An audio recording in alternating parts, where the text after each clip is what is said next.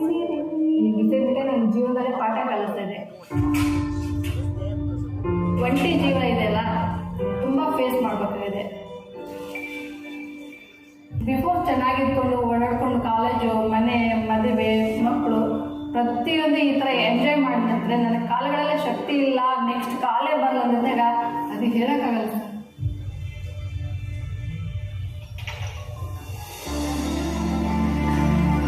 Slow by slow ನರಗಳಲ್ಲಿ ಶಕ್ತಿ ಕಳ್ಕೊತ ಈ ಥರ ಆಯಿತು. ಹಂಗಲೇ ಶಾಪ ಅಂದ್ಕೊಂಡು ಕುಂದ್ರೋ ಅವಶ್ಯಕತೆ ಇಲ್ಲ. ಒಂಟಿ ಜೀವ ಇದೆಯಲ್ಲ, ತುಂಬ ಫೇಸ್ ಮಾಡಬೇಕಾಗಿದೆ. ಪ್ರಾಬ್ಲಮ್ಸ್ ಬರ್ತವೆ, ಎಲ್ಲ ಪ್ರಾಬ್ಲಮ್ಸ್ ಸಾಲ್ವ್ ಮಾಡ್ಕೊಂಡು ಹೋಗಬೇಕಾಗಿದೆ. ಹಾಗೆ ಹೋಗ್ತಾ ಇರ್ತೀನಿ ಮುಂದೆ. ನಾವು ಕೂಡ ಜೀವನದಲ್ಲಿ ಪ್ರತಿಯೊಂದು ಪೆಟ್ಟನ್ನು ತಿಂದಿದ್ದೀವಿ. ಪೆಟ್ಟು ತಿಂದಮೇಲೆ ಆ ಕಲ್ಲು ಶಿಲೆ ಆಗಲೇಬೇಕು. ನಾನಂತೂ ಶಿಲೆ ಆಗಿದ್ದೀನಿ.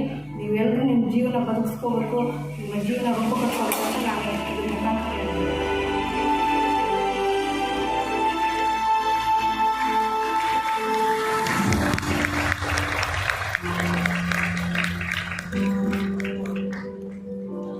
ಜಯ ಶ್ರೀ ಗುರುಗಳನ್ನ ವೇದಿಕೆ ಮೇಲೆ ಬರಬೇಕು. ಹಾಗೆ ಇಲ್ಲಿ ಪ್ರಶಸ್ತಿಯನ್ನು ನೀಡೋದಕ್ಕೆ ವೇದಿಕೆ ಮೇಲೆ ಬರಮಾಡಿಕೊಳ್ಳೋಣ ಪ್ರಖ್ಯಾತ ವ್ಯಕ್ತಿ ಮಾಳವಿಕಾ ಅವಿನಾಶ್ ಅವರು, ಹಾಗೆ ಇವತ್ತಿನ ಪ್ರಾಯೋಜಕರಾದಂತಹ GM ಯೂನಿವರ್ಸಿಟಿಯ ಪ್ರೋ ವೈಸ್ ಚಾನ್ಸಲರ್ ಆಗಿರುವ ಶ್ರೀ ಮಹೇಶ್ ಅಪ್ಪ HD ದಯವಿಟ್ಟು ವೇದಿಕೆ ಮೇಲೆ ಬರಬೇಕಾಗಿ ಕೇಳ್ಕೊಳ್ತಾ ಇದ್ದೀನಿ.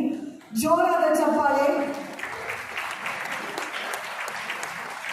ಹೊಸ ತಲೆಮಾರಿನ ಸ್ವಾತಂತ್ರ್ಯ ಮಹಿಳೆ ಅಂತ ಹೇಳಿದ್ವಿ. ಬಹುಶಃ ಅದು ಸಂವಾದದ ಒಂದು ವಿಷಯವಾಗಿಲ್ಲದೇ ಪ್ರತಿ ಕ್ಷಣದಲ್ಲೂ ಇವತ್ತು ಯೋಚನೆ ಮಾಡಿದ್ರೆ ಈ ಮಹಿಳೆ ಯಾರಿಗೂ ಕೂಡ ನಿನ್ನೆ ಕಾಯಲಿಲ್ಲ. ದಾವಣಗೆರೆಗೆ ಬರ್ತಾ ಇದ್ದ ಹಾಗೆಯೇ ಕರೆ ಮಾಡ್ತಾರೆ, ಎಲ್ಲಿದೆ ಹೋಟೆಲು, ನಾನು ಬರಬೇಕು, ದಯವಿಟ್ಟು ವೇದಿಕೆ ಮಧ್ಯಭಾಗದಲ್ಲಿ ಇರಬೇಕಾಗಿ ಕೇಳ್ಕೊಳ್ತೀನಿ. ಎಲ್ಲಿ ಬರಬೇಕು ಅಂತ ಕೇಳಿದ್ದೆ ತಡ. ನಂತರ ದಾವಣಗೆರೆ ಬಸ್ ಸ್ಟಾಪ್ನಿಂದ ಇಲ್ಲಿಯವರೆಗೆ ಇದೇ ವೀಲ್ ಚೇರ್ನಲ್ಲಿ ಬಂದಿದ್ದಾರೆ ಜಯಶ್ರೀ ಅವರು. ಯಾರಿಗೂ ಕೂಡ ಕಾಯಲಿಲ್ಲ. ಬಹುಶಃ ಸ್ವಾತಂತ್ರ್ಯವನ್ನು ಕಂಡುಕೊಳ್ಳೋದು ಅಂತ ಹೇಳಿದ್ರೆ ಇದೇನಾ? ಜೋರಾದ ಚಪ್ಪಾಳೆಯೊಂದಿಗೆ ಪ್ರಜಾವಾಣಿ ಸಾಧಕಿಯರು 2025 ಈ ಸಾಲಿನ ಈ ಪ್ರಶಸ್ತಿಯನ್ನು ಗಿಟ್ಟಿಸಿಕೊಳ್ತಾ ಇದ್ದಾರೆ. ಹೆಮ್ಮೆಯಿಂದ ಜೋರಾದ ಚಪ್ಪಾಳೆಯೊಂದಿಗೆ ಹೇಳ್ಬೇಕಾದ್ರೆ ತುಂಬ ಕಷ್ಟಪಟ್ಟು ನನ್ನನ್ನು ಸೆಲೆಕ್ಟ್ ಮಾಡಿದ್ದೀರಿ, ಅದಕ್ಕೆ ಥ್ಯಾಂಕ್ಸ್ ಹೇಳ್ಬೇಕಂತ. ಈ ಒಂದು ಸಾಧಕಿಯನ್ನು ಅವಾರ್ಡು ನನಗೆ ಸಲ್ತಕ್ಕದ್ದಲ್ಲ. ಯಾಕಂದರೆ ನನಗೆ ಸಪೋರ್ಟ್ ಮಾಡೋಂಥ NGO ಸರ್ಸ್ ಇರ್ಬೋದು, ಮತ್ತು ಟ್ರೈನಲ್ಲಿ ನಾನು ಎಲ್ಲೇ ಹೋಗಬೇಕಾದ್ರೂ ಒಬ್ಬಳೇ ಹೋದ ಕಾರಣಕ್ಕೆ ಅಲ್ಲಿ ಟ್ರೈನಲ್ಲಿರುವಂಥ ಪಬ್ಲಿಕ್ ಪೀಪಲ್ ಕೂಡ ಈ ಒಂದು ಕ್ರೆಡಿಟ್ ಅವ್ರಿಗೆ ಸಲ್ಲಬೇಕಾಗುತ್ತೆ. ಮತ್ತು ಸಂಘ ಸಂಸ್ಥೆಗಳು ಕೂಡ ಆ ಒಂದು ಕ್ರೆಡಿಟ್ ಅವ್ರಿಗೆ ಸಲ್ಲಬೇಕಾದದ್ದು. ಈ ಬದುಕು ಎಂಬುದು ಒಂದು ಮ್ಯೂಸಿಕ್ ಪ್ಲೇಯರ್ ಅಲ್ಲ. ಯಾಕಂದರೆ ಇಷ್ಟ ಬಂದಂಥ ಹಾಡು ಕೇಳಲಿಕ್ಕೆ ಇದು ಮ್ಯೂಸಿಕ್ ಪ್ಲೇಯರ್ ಅಲ್ಲ. ಬದುಕು ಎಂಬುದು ರೇಡಿಯೋ ಇದೆ ಅಂತೆ. ಆ ರೇಡಿಯೋದಲ್ಲಿ ಏನು ಬರ್ತಾ ಇದೆ ಅದು ಮಾತ್ರ ಕೇಳ್ತಾ ಹೋಗ್ಬೇಕು. ಹಾಗೆ ಕೂಡ ನಾನು ಈ ಒಂದು ಬದುಕನ್ನು ಕಟ್ಕೊಂಡಿರೋದು. ಬಿಫೋರ್ ನನ್ನ ಬದುಕು ಎಷ್ಟು ಸುಂದರವಾಗಿತ್ತು, ಎಷ್ಟು ಚೆನ್ನಾಗಿತ್ತು, ಬಟ್ ಇವತ್ತು ಲೈಫು ತುಂಬ ಟರ್ನ್ ಆಗಿದೆ. ಆ ಬದುಕು ಹೇಗಿದೆ, ರೇಡಿಯೋ ಥರ ಆಗಿದೆ. ನಾನು ಹೇಗೆ ಬರುತ್ತೆ ನಾನು ಸ್ವೀಕಾರ ಮಾಡಿ ಹೋಗ್ತೇನೆ ಅಷ್ಟೇ. ಇವತ್ತು ನಾನು ಈ ಸಾಧಕಿಯನ್ನು ಅವಾರ್ಡ್ ಬಂದಿದ್ದೆಯಲ್ಲ, ನಿಜಕ್ಕೂ ಹೆಮ್ಮೆ ಕೊಡುವಂಥ ವಿಷಯ. ಈ ಒಂದು ಸಂದರ್ಭದಲ್ಲಿ ಇನ್ನೂ ನನಗೆ ಪ್ರೇರೇಪಿಸುವಂಥ ಅವಕಾಶ ಕೂಡ ಹೆಚ್ಚಾಯಿತು.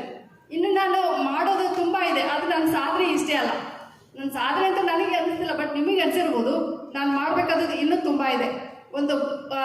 ತುಂಬ ಒಂದು ದೊಡ್ಡ ಮಟ್ಟದಲ್ಲಿ ಆಟದಲ್ಲಿ ನಾನು ಇನ್ನೂ ಅಚೀವ್ ಮಾಡಬೇಕನ್ನೋ ಆಸೆ ಇದೆ.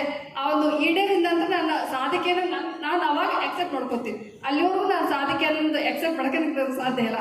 ಇನ್ನೊಂದು ನಾನು ಮಾಡ್ತಕ್ಕ ಸಮಾಜ ನನಗೆ ಏನು ಕೊಟ್ಟಿದೆ ಅನ್ನೋಕ್ಕಿಂತ ಹೆಚ್ಚಾಗಿ ನಾನು ಸಮಾಜಕ್ಕೆ ಏನು ಕೊಟ್ಟಿದ್ದೀನಿ ಅನ್ನೋದಾದರೆ, ನನ್ನಂತ ಇರೋ ಸಾವಿರಾರು ಜನಕ್ಕೆ ನಾನು ಸ್ಫೂರ್ತಿಗಿದ್ದು, ನನ್ನಂತೆ ಇರೋ ಜನಕ್ಕೆ ಅವ್ರನ್ನ ಮೋಟಿವೇಟ್ ಮಾಡಿ ಹೊರಗಡೆ ತರುವಂಥ ಕೆಲಸ ನಾನು ಮಾಡ್ತಾಯಿದ್ದೀನಿ. ಇದು ಕೂಡ ಇನ್ನೂ ಹೆಚ್ಚಿನ ಪ್ರಮಾಣದಲ್ಲಿ ಆಗಿ ನನ್ನಂತೆ ಇರೋ ಜನ ಹೊರಗಡೆ ಬರಲಿಕ್ಕೆ ಅವರು ಒಂದು ಬೆಳಕಾಗಲಿ ಒಂದು ಈ ಕಾರ್ಯಕ್ರಮದಲ್ಲಿ ಹೇಳ್ತಾ ಅಷ್ಟೇ. ಈ ನನ್ನ ಜೀವನದ ಲೈಫ್ ಸ್ಟೋರಿ ಒಳಗೆ ಹೇಳಕ್ಕೆ ಹೋದರೆ ಇಲ್ಲೆಲ್ಲ ಕಣ್ಣಂಚಲ್ಲಿ ನೀರು ಬರ್ತಾಯಿದೆ. ಸಾರಿ, ನನ್ನ ಜೀವನದ ಲೈಫ್ ಸ್ಟೋರಿ ಹೇಳೋಕ್ಕಾಗಲ್ಲ. ಇಷ್ಟೇ 2 ಮಾತು ಹೇಳ್ತಾ ನಾನು ಥ್ಯಾಂಕ್ಸ್, ಇನ್ನೊಂದು ಅವಕಾಶ ಕೊಟ್ಟಿದ್ದೆ. ತುಂಬ